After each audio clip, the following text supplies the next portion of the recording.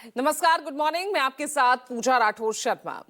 वैसे तो चुनावी शोरों के दौरान हिंदू, मुस्लिम और आरक्षण संविधान का मुद्दा जोरों पर रहता है, मगर इस बार बिना चुनावी शोर के भी आरक्षण और संविधान का मसला सियासी संघर्ष का हिस्सा बन गया है, वो भी मुस्लिम आरक्षण पर, जिसकी लड़ाई अब संविधान पर आ गई है। कर्नाटक में सरकारी ठेकों में मुस्लिमों को 4% आरक्षण दिए जाने का मुद्दा घूम फिरकर अब संविधान पर आ गया।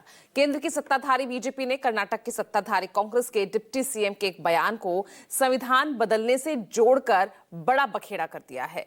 आखिर कैसे वोट का एक ये अहम विधान आरक्षण का संविधान बन गया है, ये रिपोर्ट देखिए।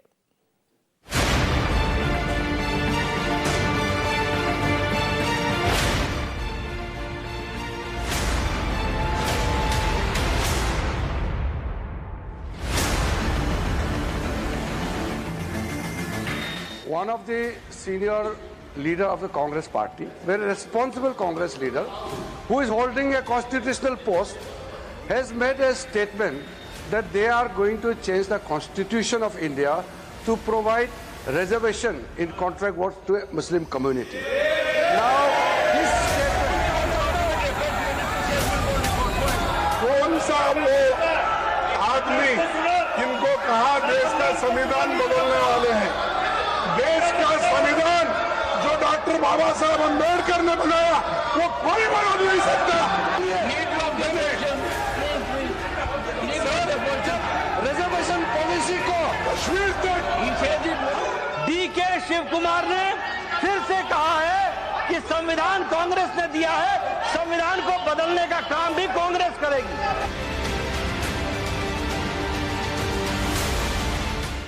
मुस्लिम आरक्षण पर लड़ाई, संविधान बदलने पर आई।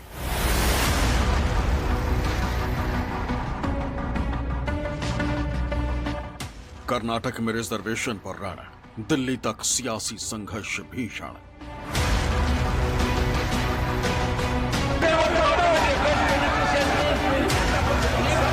डीके शिव कुमार आरक्षण के लिए बदलेगा संविधान, दक्षिण से उत्तर तक नया घमासान।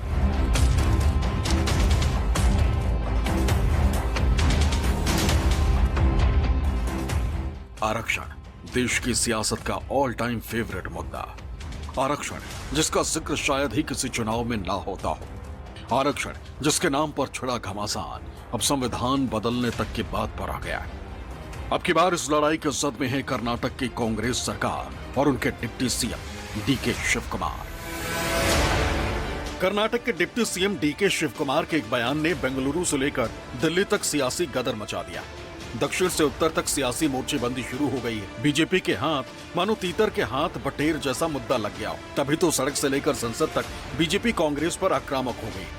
One of the senior leader of the Congress party, very responsible Congress leader, who is holding a constitutional post, has made a statement that they are going to change the constitution of India to provide reservation in contract votes to a Muslim community. Now, this statement, we cannot take this statement lightly. कौन सा वो आदमी जिनको कहा देश का संविधान बदलने वाले हैं? देश का संविधान जो डॉक्टर बाबा साहब अम्बेडकर ने बनाया वो कोई बदल नहीं सकता। रिजर्वेशन भी कोई खत्म नहीं कर सकता और उसकी रक्षा के लिए हम कन्याकुमारी से कश्मीर तक हमने पूरा भारत जोड़ो यात्रा की। ये भारत तोड़ो करने वाले ये सब रिजर्वेशन के धक्के उठाने वाले लोग और इनको कोई अधिकार नहीं है, उसको पता नहीं है। कोई मेरे पार्टी का भी ऑनरेबल चेयरमैन सर, मैं रिकॉर्ड पे कहना चाहता हूं, उन्हीं के कांग्रेस पार्टी के सिटिंग डिप्टी चीफ मिनिस्टर और उनके स्टेट के कांग्रेस प्रेसिडेंट ऑफिशियली कहा है और आपके कहने पर मैं इसको ऑथेंटिकेट भी कर सकता हूं। आज कांग्रेस फिर मुस्लिम रिजर्वेशन का बात उठा करके बाबा साहब का संविधान का इज्जत को इन्होंने मिट्टी में मिलाने का काम कर रहे हैं। बात यहीं तक नहीं रुकी। बारी जब लीडर ऑफ द हाउस और केंद्रीय मंत्री जेपी नड्डा की आई तो उन्होंने भी डीके शिव कुमार के बयान के बहाने कांग्रेस को निशाने पर लिया। संविधान में डॉक्टर बाबा साहब अंबेडकर ने स्पष्ट लिखा है और कहा है कि रिजर्वेशन धर्म के आधार पर नहीं होगा। Reservation will not be done on the basis of religion. This is an accepted principle of the Constitution of India. The Karnataka government has passed a bill granting 4% of reservation to minorities and in public contracts. In public contracts. ये और इसके साथ साथ जो वहां के deputy chief minister हैं, deputy chief minister ने स्टेटमेंट दिया है हाउस में कि जरूरत पड़ेगी तो हम संविधान को भी बदलेंगे। This is a very serious matter. और ये लोग बड़े संविधान के रक्षक बनते हैं और ये लोग संविधान की रक्षा करने की बात सारे देश को बताते हैं, ढोल पीटते हैं, वो संविधान की धज्जियां उड़ाते हैं। ये इसके लिए हम रोक करते हैं। अब पूरा मामला समझिए। बीते रविवार की रात कर्नाटक के deputy CM DK Shiv Kumar एक निजी चैनल के खास कार्यक्रम में शामिल होने पहुंचे थे, जहां उन्होंने मुस्लिम आरक्षण पर पूछे गए एक सवाल के जवाब में कहा कि देखते हैं, इंतजार करते हैं, कोर्ट से जो भी फैसला आएगा। हमने कुछ शुरू किया, मुझे पता है कि सब कोर्ट जाएगा, हमें एक अच्छे दिन का इंतजार करना होगा। वो दिन आएगा, बहुत सारे बदलाव हैं, संविधान बदल रहा है और ऐसे फैसले हैं जो संविधान को बदल देते हैं। 400 का टारगेट तय करने वाले बीजेपी के मन में 240 सीट लाने का मलाल है, क्योंकि उस समय से ही कांग्रेस पार्टी और तमाम अपोजिशन के लोग देश भर में ये कहना शुरू कर चुके थे कि अगर 400 सीट आई बीजेपी को तो वो संविधान बदल देंगे। और अब जाकर लंबे समय बाद अब जाकर बीजेपी को मौका मिला है कि जब डिप्टी सीएम की कुर्सी पर बैठे हुए कांग्रेस नेता ने ये कहा कि मुसलमानों के लिए जरूरत पड़ी तो हम संविधान भी बदल देंगे। बस फिर क्या था, कांग्रेस के दिग्गज नेता के इस बयान को बीजेपी ने लपक लिया। बीजेपी ने इसे कांग्रेस के तुष्टीकरण की राजनीति से जोड़ दिया। बीजेपी ने इसे कांग्रेस की मंशा का सबूत बताया। डीके शिव कुमार, उसका मन का बात क्या है, राहुल गांधी का मन का बात क्या है, कांग्रेस का हिडन एजेंडा क्या है, उसको बाहर किया है। संविधान बदल के मुसलमानों को रिजर्वेशन देने का बात कर रहे हैं। ये केवल डीके शिव कुमार का बात नहीं है, ये सिद्धरामैया का बात है, ये राहुल गांधी का मनसा का बात है।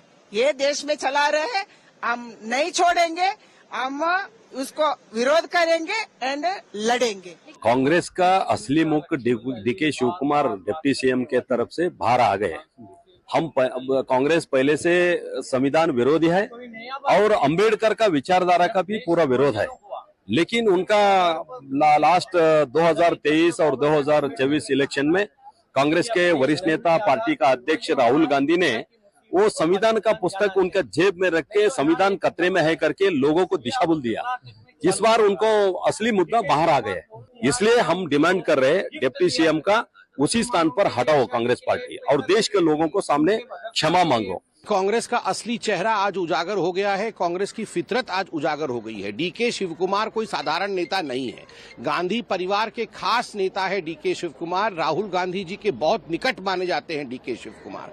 डीके शिव कुमार जी ने अपने एक साक्षात्कार में स्पष्ट रूप से कहा है कि यदि मुसलमानों को आरक्षण देना पड़े और उसके लिए संविधान को भी बदलना पड़े तो हम संविधान को बदलने के लिए तैयार है। ये खिलवाड़ है संविधान के साथ, ये मजाक है बाबा साहेब अंबेडकर के द्वारा बनाया गया संविधान के साथ। हालांकि डीके शिव कुमार ने बीजेपी के इन तमाम आरोपों को बेबुनियाद बताया। डीके शिव कुमार की माने तो उनके बयान को बीजेपी मिसकोट कर रही। I am a sensible senior politician than Mr. Nadda. I have been in the assembly last 36 years. I have a basic common sense. I have not said that there will be any. I have said casually there will be so many changes after various judgments. Whatever reservation has been given as per the quota of the backward class has been given. I have not said that we are going to change the constitution or not that. Whatever they are quoting is wrong. They are miscarrying it. I am categorically telling that we are a national party. We know what is the constitution, how constitution has been. It is our party. We have brought the constitution to this country, and they are misguiding. I will take a breach of privilege on this. I will fight out a case. They are misquoting me. दरअसल इस पूरे विवाद की जड़ में कांग्रेस की कर्नाटक सरकार का नया आरक्षण बिल है, जिसे बीते 21 मार्च को कर्नाटक विधानसभा में पास किया गया, जिसके तहत कर्नाटक के मुस्लिम ठेकेदारों को सरकारी टेंडर में 4% का आरक्षण दिया जाएगा। 2 करोड़ तक के सिविल कामों और 1 करोड़ रुपए तक के गुड्स सर्विसेज के ठेकों में 4% आरक्षण का प्रावधान किया गया। इसको लेकर बजट पेश करते हुए मुख्यमंत्री सिद्धरामैया ने कहा था कि सरकारी विभाग के टेंडर कैटेगरी 2B मुस्लिमों के लिए आरक्षित की जाएगी। कहां तक जाएंगे आप? भारत के संविधान में religion based reservation is not permissible. आप बैकवर्ड जो हैं, बैकवर्डनेस के आधार पर रिजर्वेशन देंगे। सीधा 4% मुस्लिम्स को हम दे रहे हैं reservation on government contract. It is simply not permissible, illegal, unconstitutional. फिर भी आप किए जा रहे हैं। तो ये जो मुस्लिम वोट बैंक पॉलिटिक्स में वन अप मैनशिप चल रही है, ये कहां तक जाएगी? बात संविधान पर छिड़ी है तो आरक्षण को लेकर संविधान क्या कहता है, खासकर मुस्लिम समाज के लिए आरक्षण की क्या है व्यवस्था, ये भी जान लीजिए। केंद्र और राज्य स्तर पर मुस्लिमों की कई जातियों को ओबीसी कैटेगरी में आरक्षण दिया जाता है। एक रिपोर्ट के मुताबिक अभी मुस्लिमों की 36 जातियों को केंद्रीय स्तर पर ओबीसी आरक्षण दिया जाता है। इसके लिए संविधान के अनुच्छेद 16(4) में व्यवस्था की गई। इसके मुताबिक अगर सरकार को लगता है कि नागरिकों का कोई वर्ग पिछड़ा है तो नौकरियों में उनके सही प्रतिनिधित्व के लिए आरक्षण दे सकती। रिपोर्ट के मुताबिक केंद्र की ओबीसी लिस्ट में कैटेगरी 1 और 2A में मुसलमानों की 36 जातियों को शामिल किया गया। हालांकि जिन परिवारों की सालाना कमाई 8 लाख रुपए से ज्यादा है उन्हें क्रीमी लेयर माना जाता है और उन्हें आरक्षण नहीं मिलता है, भले ही वो जाति पिछड़ा वर्ग में ही क्यों ना आती हो। यानी संविधान के मुताबिक मुसलमानों को अलग से आरक्षण देने का कोई प्रावधान नहीं। हालांकि समय समय पर केंद्र सरकार की ओर से गठित की गई कमेटी मुस्लिम आरक्षण की वकालत कर चुकी। समय समय पर ऐसी कई रिपोर्ट्स आई हैं जो ये कहती हैं कि भारत में मुसलमान आर्थिक, सामाजिक और शैक्षणिक आधार पर पिछड़े हुए हैं। सच्चर कमेटी की रिपोर्ट साल 2006 में आई थी, जिसमें यह बताया गया था कि हिंदू ओबीसी से पिछड़ा हुआ है भारतीय मुसलमान। सच्चर कमेटी की रिपोर्ट में यह भी कहा गया था कि ओबीसी और दलित समुदाय को तो आरक्षण प्राप्त है, लेकिन मुसलमानों के 82 वर्गों की पहचान की गई थी जो कि पिछड़े हैं, लेकिन उन्हें आरक्षण का लाभ नहीं मिल पाया। इसी मसले पर साल 2009 में रंगनाथ मिश्रा कमेटी की रिपोर्ट आई थी और उस रिपोर्ट में कहा गया था कि अल्पसंख्यकों को 15% आरक्षण दिया जाना चाहिए, जिसमें कि 10% आरक्षण मुसलमानों को और 5% आरक्षण बाकी अल्पसंख्यकों को दिया जाना चाहिए।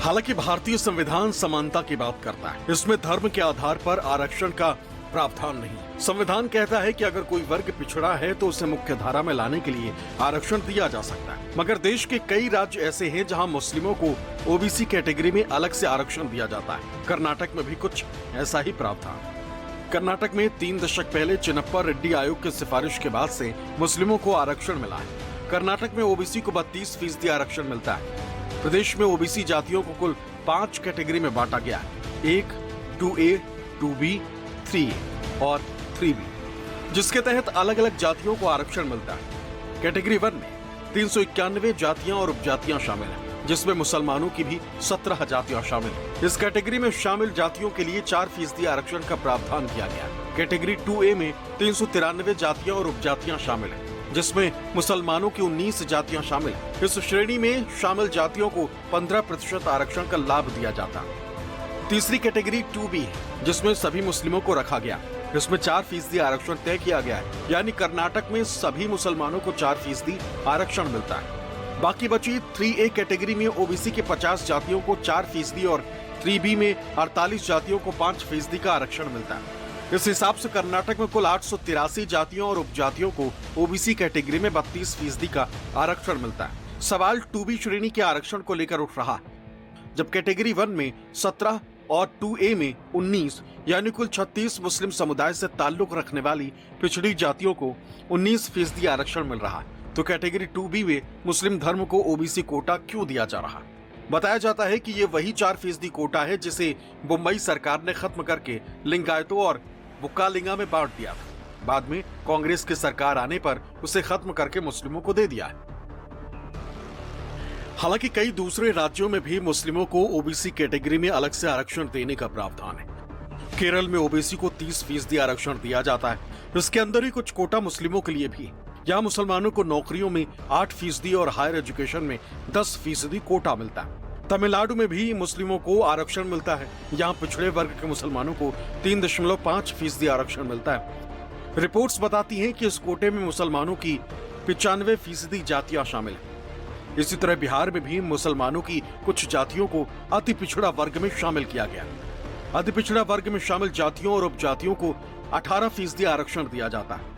बिहार में हुए जातिगत सर्वे में 73% मुसलमानों को पिछड़ा वर्ग माना गया था। आंध्र प्रदेश में भी मुसलमानों को आरक्षण देने की कोशिश की गई है, लेकिन अदालत ने इसे रोक दिया।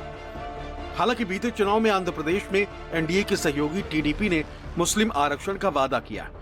टीडीपी प्रमुख और मौजूदा मुख्यमंत्री चंद्रबाबू नायडू ने तब मुसलमानों को 4% आरक्षण देने का वादा किया। वो अलग बात है कि आंध्र प्रदेश में विधानसभा चुनाव के साथ ही हुए लोकसभा चुनाव प्रचार के दौरान खुद प्रधानमंत्री नरेंद्र मोदी ने मुस्लिमों को अलग से दिए जा रहे आरक्षण का मसला उठाते हुए कांग्रेस पर लगातार हमलावर रहे। जब तक बीजेपी है,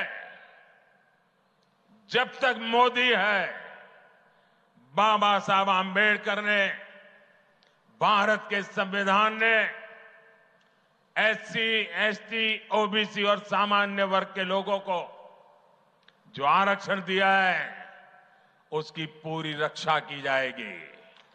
उस पर कोई कभी चोट नहीं आने दी जाएगी। और जो लोग धर्म के आरक्षण नाम पर देना चाहते हैं वो घोषित करें, क्योंकि उन्होंने आंध्र में प्रयोग कर चुके हैं, वे कर्नाटका में प्रयोग कर रहे हैं। वोट बैंक के लिए दलितों का आरक्षण छीनना चाहते हैं, वोट बैंक के लिए आदिवासियों का आरक्षण छीनना चाहते हैं, वोट बैंक के लिए ओबीसी का आरक्षण छीनना चाहते हैं। खैर, अभी मुसलमानों को जो आरक्षण दिया जाता है वो कोटे के अंदर कोटा सिस्टम के जरिए मिलता है। मुसलमानों की जो जातियां एससी, एसटी या फिर ओबीसी में शामिल हैं, उन्हें इस कैटेगरी के अंदर ही आरक्षण मिलता है। मुस्लिमों की जातियों के लिए अलग से कोई कोटा केंद्रीय स्तर पर नहीं है। हालांकि मुसलमानों की पिछड़ी जातियों को राज्यों और केंद्र की ओर से आरक्षण में वो सभी सहूलियतें मिलती हैं जिनका लाभ पिछड़ा वर्ग में शामिल दूसरी जातियों को मिलता है। इनमें शैक्षणिक संस्थानों में प्रवेश से लेकर नौकरियों तक का फायदा शामिल है। बहरहाल यूं वोटों की लहलहाती फसल को काटने की दिशा में ज्यादातर राजनीतिक दल न केवल मुसलमानों बल्कि अपनी अपनी सुविधा के हिसाब से किसी भी जाति धर्म समुदाय को लाभ पहुंचाने का प्रयास करते देखे जाते हैं। यह सिलसिला फिलहाल रुकने की कोई संभावना दूर दूर तक नहीं दिखाई देती। यही वजह है कि जब आरक्षण की बात आती है तो संविधान का मुद्दा भी अपने आप सियासतदानों की ज़बां पर आ जाता है। अब ऐसे में देखना दिलचस्प होगा कि आने वाले दिनों में आरक्षण, मुस्लिम रिजर्वेशन और संविधान के मसले पर सियासी संघर्ष कहां तक पहुंचता है। Bureau report, news 24।